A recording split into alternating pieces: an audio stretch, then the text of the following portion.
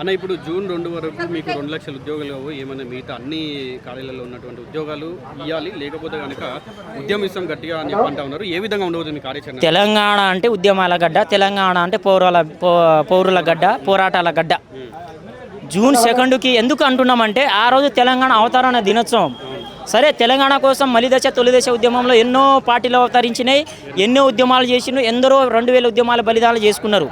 ఆ 2000 బలిదానాల పోను నిన్న మొన్న మాకిచ్చిన హామీ, ఈ కాంగ్రెస్ ప్రభుత్వం ఏదైతే ఉన్నదో మాకిచ్చిన హామీ 2 లక్షల ఉద్యోగాలు. ఆ 2 లక్షల ఉద్యోగాల్లో 60,000 ఇచ్చినని డబ్బా కొట్టుకుంటారు మీ మంత్రులు. సరే, 2 లక్షల 60,000 పోతే ఇంకేం ఉంటుంది? 140,000 ఉంటుంది. ఆ 140,000 ఇవ్వండి, మా బాకీ ఉన్నట్టే కదా. 140,000 ఉద్యోగాలు ఇవ్వండి. ఇచ్చినా కూడా 60,000 మీరు సోయి కొట్టిర్రు, మాకు తెలియదు. మీరు 60,000 ఇచ్చినట్టు అయినా మేము ఒప్పుకుంటున్నాం. సరే, ఇచ్చిర్రా? ఈ సోయిని మాట్లాడుతున్నారు, సోయి లేకుండా మాట్లాడుతున్నారు, మాకు తెలియదు. 60,000 ఉద్యోగాలు మీకు ఇచ్చినట్టు అంటుర్రు. ఓకే, అది కూడా కొత్త రిక్రూట్మెంట్ ఇచ్చినట్టు అంటుర్రు కదా. ఆ కొత్త రిక్రూట్మెంట్లు కూడా శ్వేతపత్రం రిలీజ్ చేయండి. మేము ఒప్పుకుంటాం. 140,000 ఖాళీ ఉన్న పోస్టులు రిలీజ్ చేయండి. లేకుంటే జూన్ 2 కల్లా తర్వాత కార్యాచరణ గట్టిగానే ఉంటుంది. ఇప్పుడు నిజంగా అంటే ఒక విషయం చెప్పండి, మీరు నిరుద్యోగులు అందరూ కలిసి ఆ రోజు రాహుల్ గాంధీ వచ్చినప్పుడు అయినా, ఆ రోజు రేవంత్ రెడ్డి వచ్చినప్పుడు అయినా నిరుద్యోగుల దగ్గరికి వచ్చి ఆర్టీసీ క్రాస్ రోడ్ అవచ్చు, దిల్సునగర్ అవచ్చు, ఇట్లాంటి ప్లేస్లకు వచ్చి నిరుద్యోగులు మా వెంట నడవండి, మీ తల్లిదండ్రుల ఓట్లు మీ ఓట్లు మాకు వేస్తే ఖచ్చితంగా కూడా మన ప్రభుత్వం వస్తుంది, ఇట్లాంటి వ్యాఖ్యలను చేసిండు. మీకు ఒక గట్టి హామీ ఇచ్చిండు, నిరుద్యోగులకు 2 లక్షల ఉద్యోగాలు ఇస్తాం, దాంతోపాటు నిరుద్యోగ వృత్తి కూడా ఇస్తామన్నారు. నేను అప్పుడు పర్మనెంట్ జాబ్ వెళ్ళిపోయినా. నేను పీజీ అయిపోయింది, నాది క్యాంపస్ స్టూడెంటే. నేను ఉస్మానియా యూనివర్సిటీ, నేను ఎంఏ హిస్టరీ. నేను పర్మనెంట్ బ్యాంక్ సెక్టార్కి హెచ్డిఎఫ్సి బ్యాంక్ పర్మనెంట్ జాబ్కి వెళితే డిసెంబర్ 23కి రేవంత్ రెడ్డి ప్రమాణ స్వీకారం చేస్తుండు. అప్పుడు ప్రమాణ స్వీకారాన్ని ఏమన్నాడు? అట్లనే రాహుల్ గాంధీ వచ్చిండు ప్రచారానికి. వస్తుందేమో, పర్మనెంట్కి వెళ్ళిపోయినా 1 మంత్ అవుతుంది. నేను ఎవ్వరి మాట నమ్మలేనా? నేను స్వచ్ఛంగా చెప్తున్నా, నేను కాంగ్రెస్ పార్టీకి ఓటేసినా. నేను నాతో పాటు మా ఇంట్లో 10 మంది ఓటర్స్ తీసుకోపోయి చేయి గుర్తు ఓటేపించిన. నేను బీఆర్ఎస్ని పక్కన పెట్టి ఇప్పిస్తే 2 లక్షల ఉద్యోగాలు వస్తుందని చెప్పి ఆ మాట నమ్మి నేను బుక్ను పక్కన పెట్టినా. ఈ జాబులు వద్దు, ఏమొద్దు, పర్మనెంట్ వెళ్ళిపోతా, జేజీ బాడుతుందని. ఆ సీఎం రేవంత్ రెడ్డి అన్న మాటలు విని నేను మళ్ళీ బుక్కులు పట్టినానా? నేనే నమ్మినా. నేను నాతో పాటు 1000 మంది నమ్మిరు. ప్రైవేట్ జాబ్ వెళ్ళలేక, వ్యవసాయం చేసుకోలేక, ఏమో 3 సంవత్సరాలు చదివినావు బీఆర్ఎస్ ప్రభుత్వంలో. జాబ్ దగ్గర వచ్చి ఒక 2-3 మార్కులు దగ్గర వచ్చి పోయినాయి. నీకు ఆశ ఉండదా? దగ్గర వచ్చి పోయింది, మళ్ళీ చదివితే వస్తుందేమో అనే ఆశ మీద నేను చదువుకున్నానా. ఈరోజు చదివితే ఈరోజు 3 సంవత్సరాలైనా ఒక్క నోటిఫికేషన్ రాకుండా మా మీద పొట్టను కొడుతుంది కాంగ్రెస్ ప్రభుత్వం. అంతా దగాకోరు, బడాకోరు. రానున్న 100 సంవత్సరాలు ఎవ్వరు ఉండరనా చెప్తున్నా కదా. కేసీఆర్ కూడా మంచిగా చేసిండు. కేసీఆర్ సార్ ఉన్న పొరపాటు వల్ల పక్కన కూర్చోబెట్టినాం. పేపర్ లీకేజ్ వల్ల ఆయన చేసిన తప్పుకి పక్కన పెట్టినాం. మీకు రప్పించినాం. మీరేం చేసిర్రు? మీరు ఏదో ఉద్ధరిస్తారు, మీరేదో పొడుస్తారు అనుకున్నా. పెద్ద బండరాలు వచ్చి మా మీద వేస్తుర్రు. ఇప్పుడు పూలు మా మీద పూలతో సత్కరిస్తారు అనుకున్నా. కానీ ఇప్పుడు ఏం చేసిర్రు?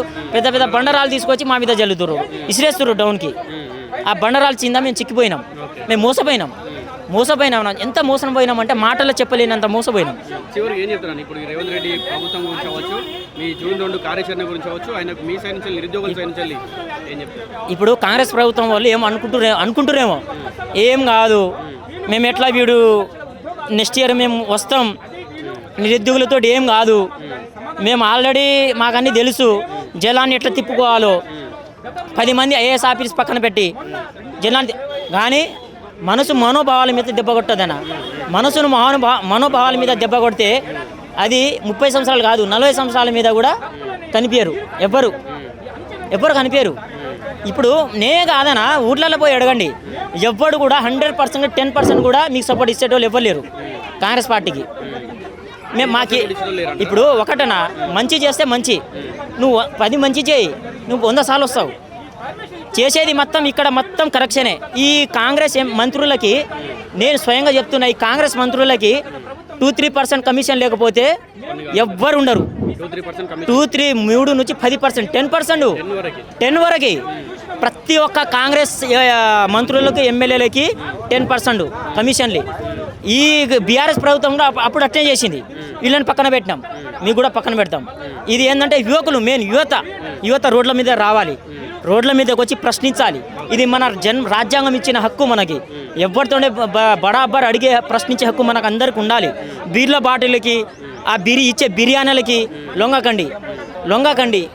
ఈరోజు మనం 30 లక్షల మందికి 30 లక్షల మంది ఒకటే తలుచుకుంటే పార్టీ పెడితే ఆ 30 లక్షల మంది ఇంటూ ఒక్కొక్క ఫ్యామిలీలో 5గురు ఎన్ని 30 ఇంటూ 3 వేసుకున్న 9 crores మెంబర్ దాదాపు 1 కోటి మంది 4 కోట్ల జనాభా ఉంటే 1 కోటి మంది తలుచుకుంటే తెలంగాణలో యువకులు ఏలేదా పాలన ఏలరా ఎడిపోయారు ఆ యువకుల ఎడిపోయారు. ఒకళ్ళు పీజీలు చేసి డబ్బా కొట్టుకోరి ఆ ఊర్లలో పోయి ఊర్లలో ఉపాధి హామీ పోరంట. మొన్న ఒక సెక్రటరీ ఆయన చీఫ్ సెక్రటరీ అంటుండు కదా, ఉపాధి హామీకి వెళ్ళండి, రోజుకు 150-200 సంపాదించండి, మేము ఏసీ కార్లలో లగ్జరీ ఫార్చునర్లో మేము తిరుగుతాం, మీరు అక్కడనే సావండి అంటురు.